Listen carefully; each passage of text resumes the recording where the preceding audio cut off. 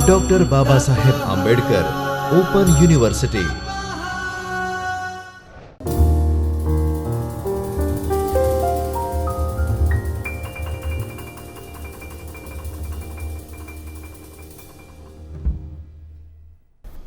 નમસ્કાર વિદ્યાર્થી મિત્રો, આજે આપણે વૃદ્ધિ અને વિકાસના ચેપ્ટરમાં આગળ વધીશું અને વિકાસના સિદ્ધાંતો વિશે શીખીશું.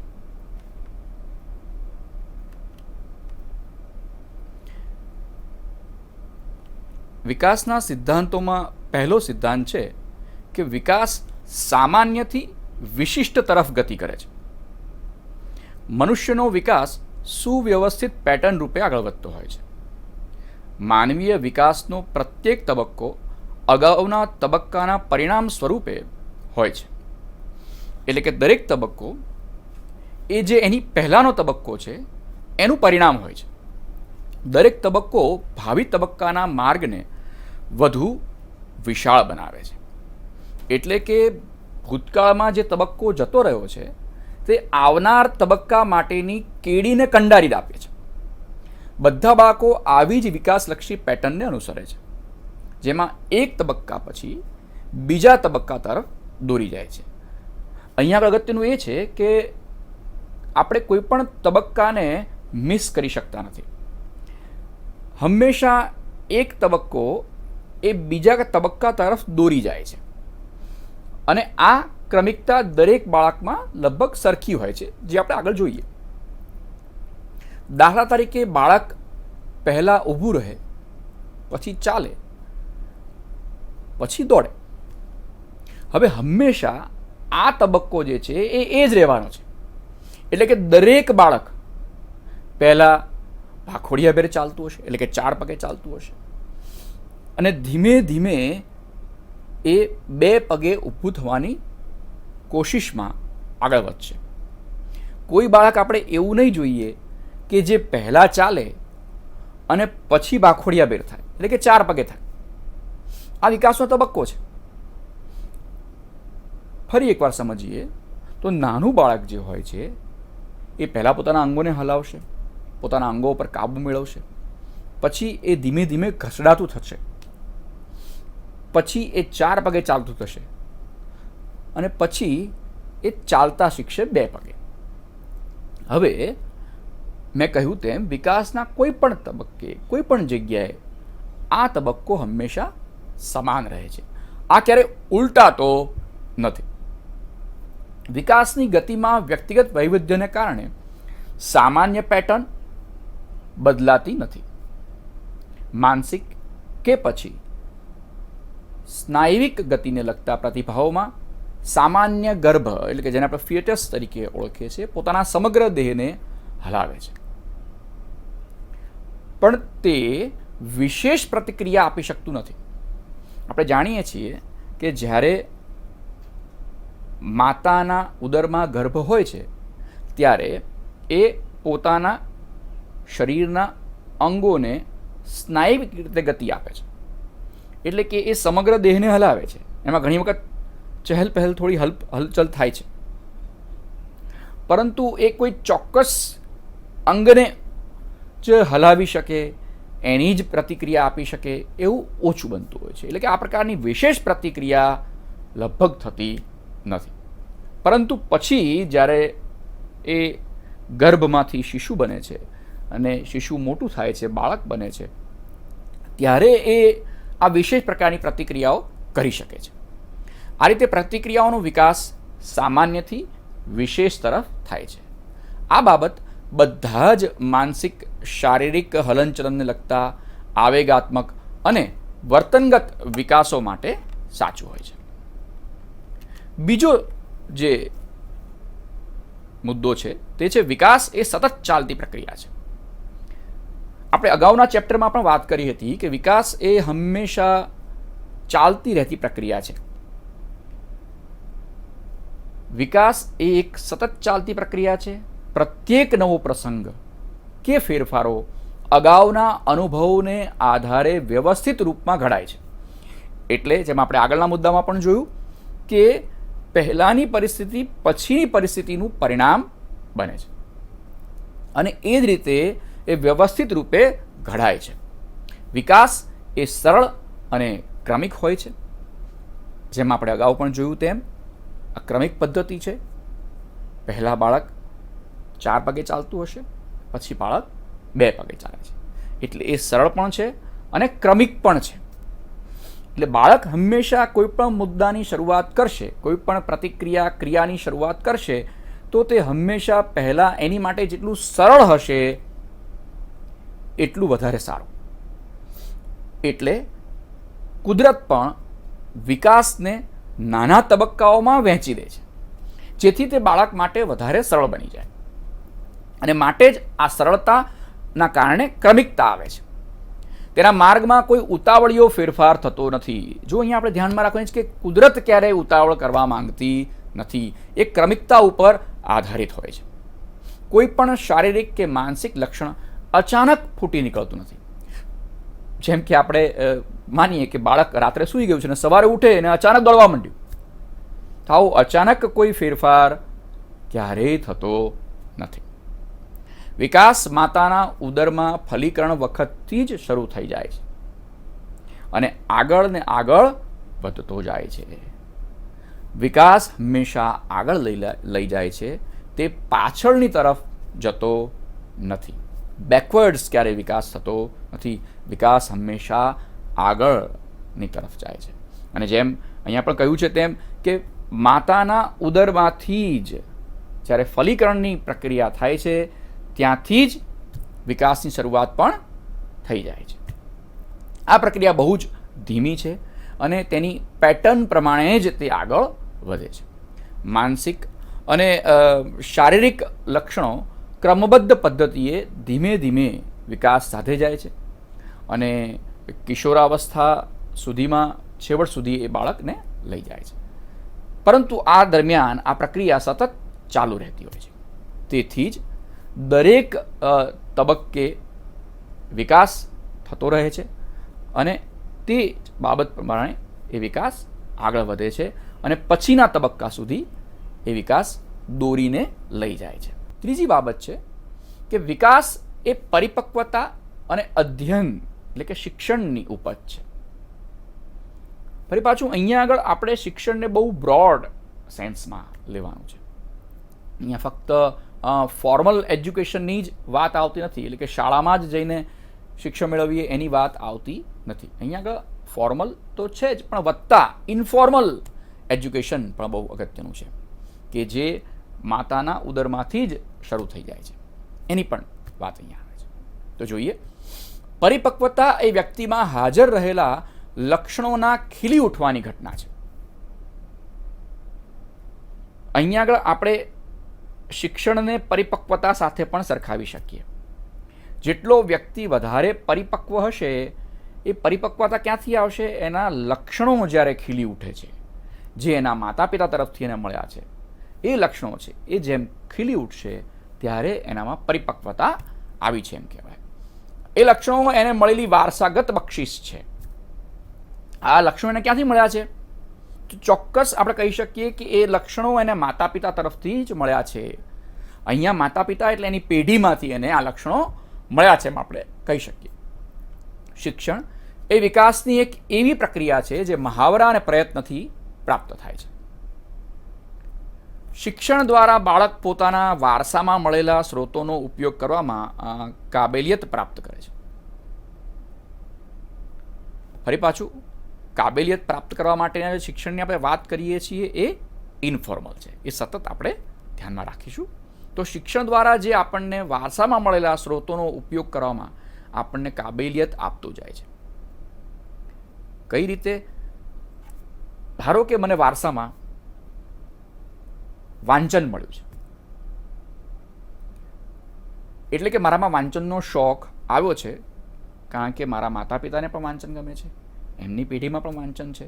તો એ વાંચન મને મળ્યું છે ખરું, પણ જો એનો મહાવરો હું કરતો રહીશ, હું પણ વાંચન કરીશ, વધારે વાંચીશ અને ધીમે ધીમે વાંચન તરફનો રસ કેળવતો જઈશ. એ રસ ક્યારે કેળવાશે?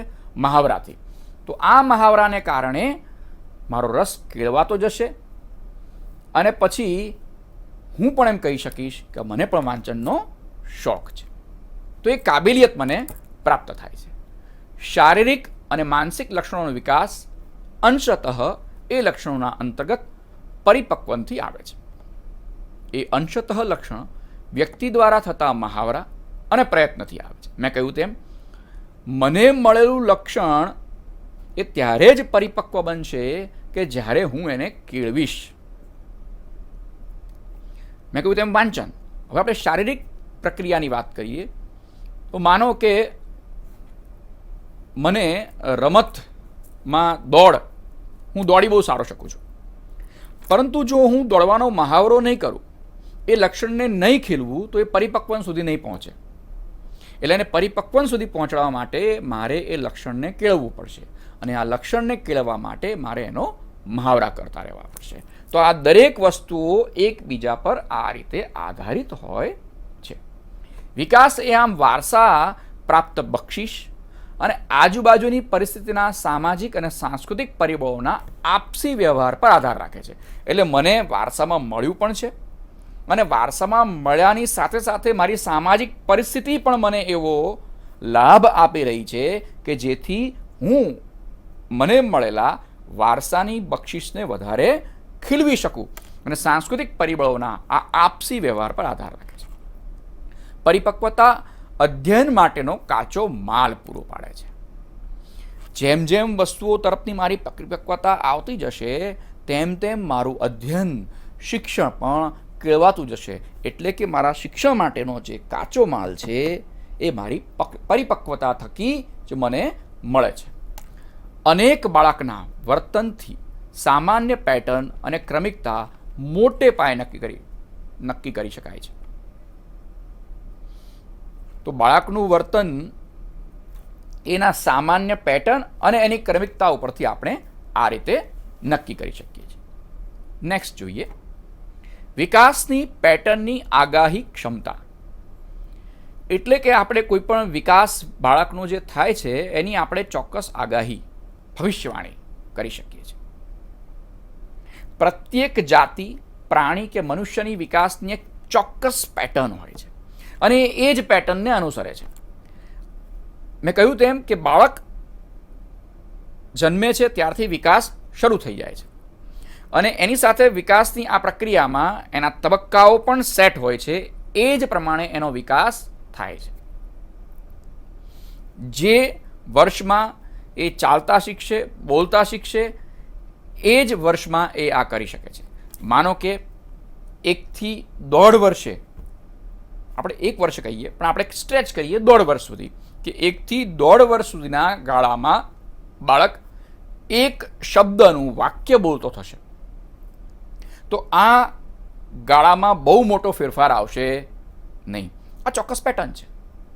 કોઈક 1 વર્ષ કરતાં થોડો વહેલો, કોઈ 1 વર્ષ કરતાં થોડો મોડો શીખી શકે છે, પરંતુ આ પેટર્ન સેટ છે. મનુષ્યનો જીનેટિક ક્રમ હોય છે અને જે વ્યવસ્થિત પેટર્ન જન્મ પછીના વિકાસમાં પણ દેખાય છે. આ પેટર્ન બંધાતી જાય છે જ્યારે એક કોષની રચના થાય છે, ગર્ભની રચના થાય છે, એના અંગોની રચના થાય છે, પછી એના જન્મ જ્યારે બાળકનો થાય છે ત્યાર પછી જે વિકાસના તબક્કાઓ છે તે પણ એ જ પેટર્નને અનુસરે છે. એટલે આખી પેટર્ન એ ચોક્કસ રીતે ફોલો થાય છે. જો કે વિકાસનો વ્યક્તિગત રેટ જન્મ પૂર્વેના કાળ કરતાં જન્મ પછીના કાળમાં વધુ પ્રમાણમાં બદલાતો રહે છે. અહીં આપણે એમ કહેવા માંગીએ છીએ કે દરેક વ્યક્તિનો જન્મનો રેટ એ જન્મ પહેલાં એટલે કે ગર્ભમાં લગભગ સરખો હોય છે. એમાં બહુ મોટો ફેરફાર આવતો નથી. એટલે કે ચોક્કસ પેટર્નને ત્યાં આગળ ફોલો કરે છે. બાળક એટલે કે ગર્ભનું ફલીકરણ થાય ત્યાંથી લઈને બાળકના અવતરણ સુધી એટલે કે 9 મહિનાના ગાળામાં જે વિકાસની પેટર્ન હોય છે એ લગભગ દરેક બાળકમાં સરખી જ હોય છે. એમાં બહુ મોટા ફેરફારો જોવા મળતા નથી. હા, એના જન્મ પછીની જે પેટર્ન છે એમાં થોડુંક ક્યાંક 19-20 આપણે જે કહીએ છીએ એ હોઈ શકે છે. દાખલા તરીકે જન્મ પૂર્વના અને જન્મ પછીના કાળમાં શારીરિક વિકાસની બાબતમાં વિકાસના દિશાલક્ષી જે સિક્વન્સ છે એના 2 નિયમો છે. પહેલો નિયમ છે શીર્ષ પુચ્છ નિયમ અને બીજો છે નજીક દૂર નિયમ. તો આ 2 નિયમો શું છે? તો આ 2 નિયમો વિશે આપણે જોઈએ. પહેલો નિયમ છે શીર્ષ પુચ્છ વિકાસ નિયમ. જેમ તમને અહીંયા ચિત્રમાં દેખાય છે કે 2 થી 6 મહિનાનો ગાળો, તો એમાં તમે જોશો તો માથાનો આકાર જે છે એ શરીરના બીજા ભાગ જેટલો જ છે. એટલે કે લગભગ માથાનો ભાગ અને શરીરના બાકીનો ભાગ એ સરખો છે. ધીમે ધીમે માથાનો ભાગ નાનો થતો જાય છે અને શરીરનો વિકાસ વધતો જાય છે. એટલે કે વિકાસ જે છે એ માથાથી શરૂ થાય છે અને પગ તરફ જાય છે. એટલે કે શીર્ષ એટલે કે માથુંથી પુચ્છ તરફ પગ સુધીનો વિકાસ થતો હોય છે. એટલે કે શરૂઆત હંમેશા માથાથી થાય છે. શરીરના માળખામાં અને કાર્યમાં સુધારણા પહેલા મસ્તક પ્રદેશમાં અને પછી ધડમાં અને પછી છેલ્લે પગ તરફ થાય છે. એટલે તમે જોશો 2 મહિનાથી લઈને પછી છેલ્લે જ્યારે વ્યક્તિ 2 વર્ષનું થાય છે ત્યારે લગભગ એના માથાનો મસ્તક પ્રદેશનો વિકાસ એ ધડના સપ્રમાણ થઈ ગયો હોય છે. એ પછી એના મસ્તકની સાથે સાથે એનો ત્યાં વિકાસ સ્ટેડી થઈ જાય છે અને પછી ધડ અને પછી પગનો વિકાસ થાય છે. તો આ આપણે હંમેશા સમજવાનું છે કે વિકાસ હંમેશા ઉપરથી નીચેની તરફ ગતિ કરે છે. જે બાજુના ચિત્રમાં પણ આપણને દેખાય છે કે બાળકના મસ્તકથી લઈને પગ સુધી વિકાસ જે છે એને દોરી જાય છે. એટલે કે માતાના ગર્ભમાં જ્યારે બાળક હોય છે ત્યારે મસ્તકનો વિકાસ વધારે થયેલો હોય છે. પછીનો બીજો જે નિયમ છે તે છે નજીક દૂરના વિકાસનો નિયમ. તો વિકાસ એ નજીકથી દૂર શરીરની કેન્દ્રીય ધરીની બહારના છેડા તરફથી ફેલાય છે. આપણે પહેલું જોયું ઉપરથી નીચેની તરફ, અને હવે આપણને જે વાત કરવામાં આવી છે આ વિકાસના તબક્કા હવે જે આપણને અહીંયા વાત કરવામાં આવી રહી છે વિકાસની એ છે નજીકથી દૂરની તરફ. તો વિકાસની પેટર્ન આવા નિયમોના પ્રકારમાં આગાહી કરી શકાય છે. વિકાસની આગાહીને વ્યવહારુ મહત્વ પણ છે. બાળકનું પરિપક્વતાએ પહોંચેલું પુખ્ત કદ કે બાંધો તેની માનસિક શક્તિઓની આગાહી થઈ શકે છે અને એ મુજબ અધ્યયન, શૈક્ષણિક અને ધંધાદારી યોજનાઓનું આયોજન પણ થઈ શકે છે. અહીંયા તમને હું એ દર્શાવવા માંગુ છું, જેમ ચિત્રમાં પણ આપણે જોઈ શકીએ છીએ, તો ધડનો વિકાસથી પછી ધીમે ધીમે હાથ તરફ પહેલા વિકાસ થશે. શા માટે પહેલા હાથનો અને પછી પગનો વિકાસ થશે? તો પહેલો નિયમ પણ આપણે યાદ રાખવાનો છે શીર્ષ પુચ્છ. એટલે પહેલા માથું, પછી ધડ અને પછી પગ. તો પહેલા માથાનો વિકાસ થશે, પછી ધડમાં પછી અહીંથી આમ વચ્ચેથી ભુજાઓ તરફ એ આગળ વધે છે. એટલે પહેલા હાથનો વિકાસ થશે, પછી પાછું શીર્ષથી પુચ્છ તરફ જઈએ છીએ એટલે પગ તો આવશે. એટલે પગમાં પણ પહેલા ઉપરથી નીચેની તરફ તો વિકાસ થશે, પણ પછી બાજુઓમાં પણ વિકાસ થશે. એટલે પહેલા જાંઘોનો અને પછી નીચે પંજા સુધી એનો વિકાસ આગળ વધે છે. તો આમ નજીકથી દૂર એ પણ એ મુજબ આગળ વધતું જાય છે. એટલે પહેલું યાદ રાખવાનું છે આપણે શીર્ષ પુચ્છ, અને પછી આપણે યાદ રાખવાનું છે નજીકથી દૂર. વિકાસ તબક્કાવાર હોય છે, હંમેશા તે ક્રમિક જ હોય છે. મનુષ્ય જીવન તબક્કાવાર આગળ વધે છે. દરેક તબક્કો કોઈ મહત્વની પ્રભાવશાળી બાબતથી જુદો પડે છે. એટલે કે એક તબક્કો બીજા તબક્કાથી કઈ રીતે જુદું પડી શકે? તો એનું ચોક્કસ લક્ષણ હોય છે. આ લક્ષણ એ તબક્કાનું એક પ્રભાવશાળી લક્ષણ છે, જે તેને તેની સુસંગતતા, તેની યુનિટી અને ઐક્યપણું આપે છે. અલગ અલગ વર્ષોએ કેટલાક લક્ષણો બીજા લક્ષણો કરતાં વધારે ધ્યાન ખેંચતા હોય છે. આમ ખાસ પ્રકારનો બીજાને ઢાંકી દેતો વિકાસના લક્ષણો ધરાવતા મુખ્ય સમયગાળાને ઓળખી કાઢવાનું શક્ય બને છે. અહીંયા તમને ફરી પાછું હું ઉદાહરણ આપું તો જ્યારે બાળકનો જન્મ થાય ત્યારે પહેલાં એ રોતું જ હોય છે, એટલે કે એ તબક્કામાં એનું રુદન એનું મુખ્ય લક્ષણ છે. પછી ધીમે ધીમે એ સોશિયલાઇઝ થાય છે, એટલે કે માતાની સાથે એકલું અટેચ હોય છે, ઓળખે છે. પછી એ ધીમે ધીમે નજીકના વ્યક્તિને પણ ઓળખવાનું શરૂ કરે છે, તેમની તરફ પણ સોશિયલાઇઝ સ્માઇલ કરવાનું શરૂ કરે છે, એટલે એનો બીજો તબક્કાનું લક્ષણ છે. એટલે રુદન, પછી હાસ્ય, પછી પોતાના શરીરનું આખું હલાવવું, ધ્રુજાવવું, એને ક્રિયાશીલ રાખવું, એ એના પછીના તબક્કાનું લક્ષણ છે. તો આમ દરેક તબક્કાનું એક ચોક્કસ લક્ષણ હોય છે. જો આ લક્ષણ આપણને ન દેખાય તો આપણે કહી શકીએ કે બાળકમાં ડેવલપમેન્ટલ ડિલે છે. એટલે આ લક્ષણોને આપણે હંમેશા ધ્યાનમાં રાખવા પડશે. અને માટે જ એક તબક્કો બીજા તબક્કાના લક્ષણને ઢાંકી દે છે. એટલે માતા પિતાના હંમેશા બાળકના નવા લક્ષણ જે હોય છે એની તરફ વધારે ધ્યાન ખેંચાય છે, એના તરફ એ ધ્યાન વધારે આપે છે, અને એના કારણે જૂના તબક્કાનું જે લક્ષણ જે છે એ ઢંકાઈ જાય છે. જો કે વ્યક્તિગત વિવિધતાને કારણે આ સમયગાળાની વયમર્યાદાઓની આગાહી ઉપર છેલ્લી રીતે જ થઈ શકે છે. તમે દરેક બાળક માટે એક ચોક્કસ સમયે જ આ વસ્તુ થશે એવું આપણે કહી શકતા નથી, કારણ કે એ વ્યક્તિગત વસ્તુ છે. દરેક બાળક એ ઇન્ડિવિજ્યુઅલ છે અને એની ઇન્ડિવિજ્યુઆલિટી એ એના વિકાસના તબક્કાઓમાં પણ દેખાય છે. બાળપણના 5 મોટા વિકાસલક્ષી પીરિયડો ગર્ભાધાનની પળથી શરૂ થાય છે અને બાળક જાતીય રીતે પરિપક્વ થાય ત્યારે પૂરું થાય છે. આ પીરિયડોમાં જન્મ પૂર્વેનો તબક્કો, શિશુ અવસ્થા, બાલ્યાવસ્થા, તરુણાવસ્થા, કિશોરાવસ્થા, પુખ્તાવસ્થા વગેરે તબક્કાઓનો સમાવેશ થાય છે. આ જેટલા તબક્કાઓ છે એના પણ પાછા પેટા તબક્કાઓ હોય છે, અને મેં કહ્યું તેમ દરેક તબક્કાનું પોતાનું એક આગવું લક્ષણ હોય છે જે મુજબ વ્યક્તિ વર્તન કરતો હોય છે. વિકાસના દરેક તબક્કાની ખાસ વિશેષતા હોય છે. બાળકનું વર્તન કંઈક અંશે પોતાની વ્યક્તિગતતા અને કંઈક અંશે તેની ઉંમરના લેવલના પેટર્ન પર જ નક્કી થાય છે. એનો વિકાસ જે છે એ એના ઉંમરની સાથે પણ જોડાયેલો છે. બાળક 1 વર્ષે વાક્ય એક શબ્દનું બોલતું થાય તો એ જ તબક્કે બોલશે.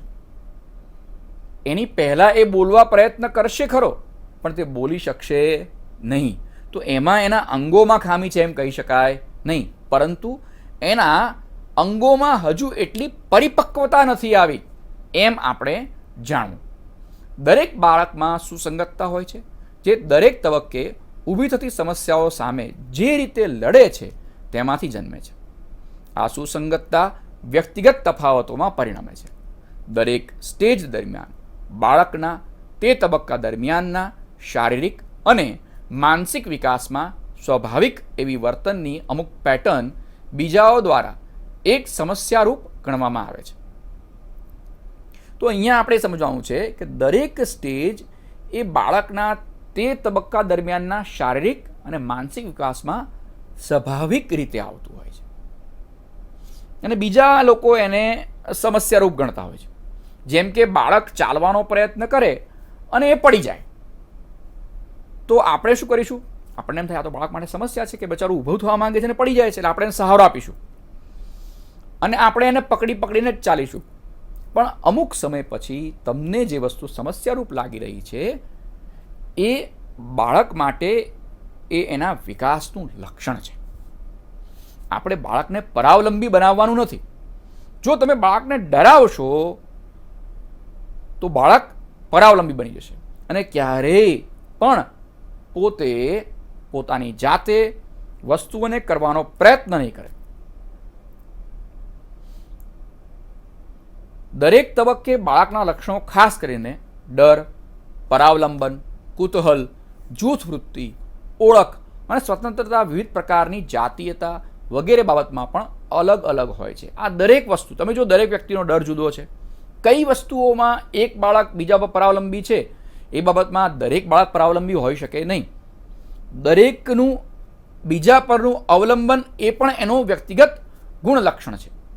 જૂથ વૃત્તિ, કેટલાક બાળકો જૂથમાં રહેવાનું પસંદ કરે છે, કેટલાક બાળકો જૂથમાં રહેવાનું પસંદ કરે છે પણ કોઈ ચોક્કસ પ્રકારના જૂથમાં જ રહેવાનું પસંદ કરે છે. કેટલાક સ્વતંત્ર રીતે રહેવાનું પસંદ કરે છે. તો આમ દરેક બાળકની એક આગવી લાક્ષણિકતા હોય છે જે એને બીજા બાળક કરતાં અથવા બીજા વ્યક્તિ કરતાં જુદી પાડે છે. પછીના વિકાસ કરતાં પ્રારંભનો વિકાસ વધારે મહત્વનો છે. અહીંયા આપણે પ્રારંભના વિકાસ પર વધારે ભાર મૂકીએ છીએ. કઈ રીતે? જન્મ પૂર્વના અને જન્મ પછીના પ્રારંભિક કાળમાં જો પ્રતિકૂળ પરિસ્થિતિ ઊભી થાય તો તેનાથી બાળકના શારીરિક અને માનસિક સામર્થ્યો પર સીધી અસર થાય છે અથવા તેનાથી તેને ગંભીર રીતે નુકસાન પહોંચે છે.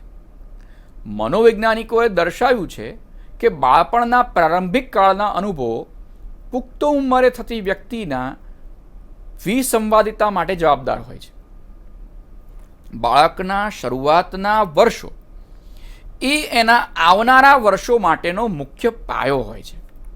એટલે આપણામાં કહેવામાં પણ આવ્યું છે કે 5 વર્ષ સુધી બાળકનું લાલન પાલન થવું જોઈએ. એ પછી જ એના પર દમનનું કાર્ય એ 5 વર્ષ પછી થવું જોઈએ. એટલે કે 5 વર્ષ સુધી એને મુક્ત રીતે આનંદ કરવા દેવો જોઈએ, મુક્ત રીતે એને જે રીતે રમવું હોય તે રીતે રમવા દેવો જોઈએ, એને જે કાર્ય કરવું હોય તે કરવા દેવો જોઈએ. એ પછીના સમયમાં જ એની ઉપર બધું જે દમન છે, જે શિક્ષણ, અહીંયા દમન એટલે આપણે શિક્ષણની વાત કરીએ છીએ, નિયમોની વાત કરીએ છીએ. જો એના ઉપર 5 વર્ષની પહેલાં જ એટલે કે એના ખૂબ જ લવચિક સમયમાં, જે સમયમાં એનું ખીલવાનું શરૂ છે તે સમયમાં દમન કરવામાં આવે, નિયમો એના પર થોપી દેવામાં આવે તો એ વખતે બાળક પર ભવિષ્યમાં એની ગંભીર અસરો થઈ શકે છે. એટલે જ ઘણા બધા મનોવૈજ્ઞાનિકો પણ બાળકના શરૂઆતના તબક્કાઓ ઉપર ખૂબ જ ભાર મૂકે છે. વલણો અને મૂલ્યોની બાબતમાં જેમ જિંદગી આગળ વધતી જાય છે તેમ તેમ ધ્યાન ખેંચતા સાંસ્કૃતિક પરિવર્તનો આકાર લેતા જાય છે. તેમ છતાં બહુ ઓછા બદલાતા હોય છે. આમ મનુષ્યની કાર્ય પદ્ધતિનો પાયો પ્રથમ દશકામાં સ્થાપિત થઈ જાય છે.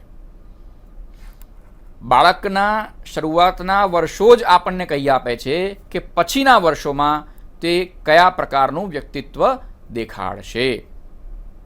પ્રારંભિક પાયાઓને અસર કરતી પરિસ્થિતિઓ કે બાબતોમાં અનુકૂળ આપસી વ્યક્તિગત વ્યવહારના સંબંધો, સાંવેદનિક હાનિ કે અભાવ, બાળકની પદ્ધતિઓ અને પ્રારંભિક કાળમાં જે ભાગ ભજવાય છે તેનો સમાવેશ થાય છે. તો આ રીતે બાળકનો પ્રારંભિક કાળ એ ખૂબ જ અગત્યનો હોય છે એના ભવિષ્યની રચના માટે. વિકાસના અલગ અલગ રેટ હોય છે, એટલે કે એની ઝડપ જે છે એ દરેકની જુદી જુદી હોય છે.